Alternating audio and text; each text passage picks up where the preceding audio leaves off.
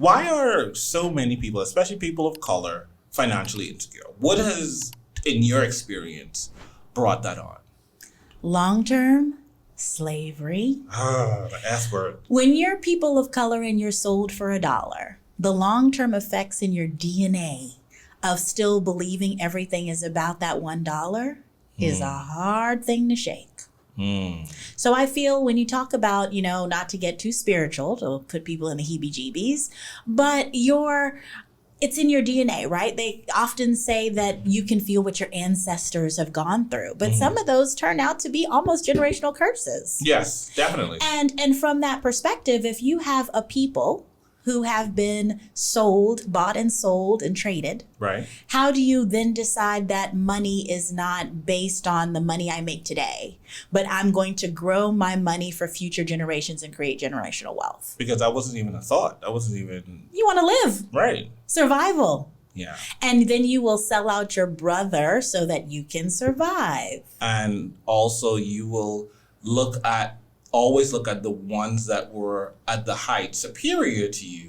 And that's where you would spend your money because obviously they know what it is that they're doing. And you hear people talk about crabs in a barrel.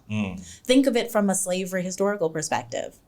Me and you on the chopping block. They can sell one us. Do we both work together to be better? No, because we know one of us is going to get sold, beat, slaved, traded, etc. So then do I help you? No.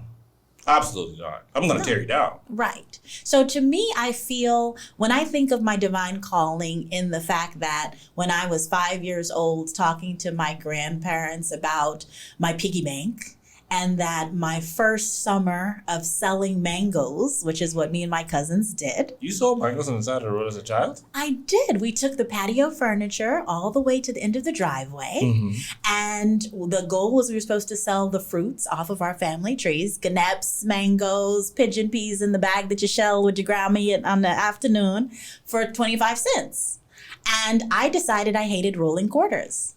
So I told my cousins, younger and older, we're going to now sell 3 for $1 so we don't have to roll quarters. People can give us $1. Huh. And that was like my family joke was, why would a 5-year-old tell these 7 and 8-year-olds that we're no longer selling for 25 cents? You're very precocious.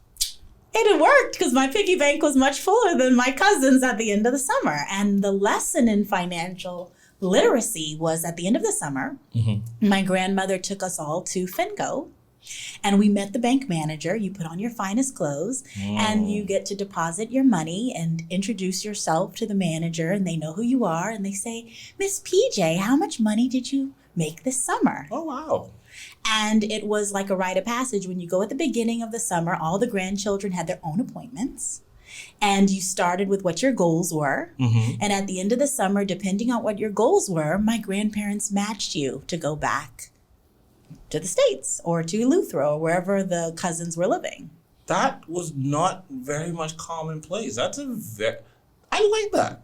I like that a lot. I wonder how many commercial banks would still accommodate such an endeavor for young savers. Because I think we do need to get back to a culture of financial literacy, especially embedded in the generation so young.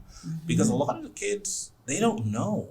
And things have evolved. So the traditional way of quote unquote saving, because you get 0.00% on your savings account now, so it's not attractive. So we do have to teach them the alternatives to investing and letting their money grow.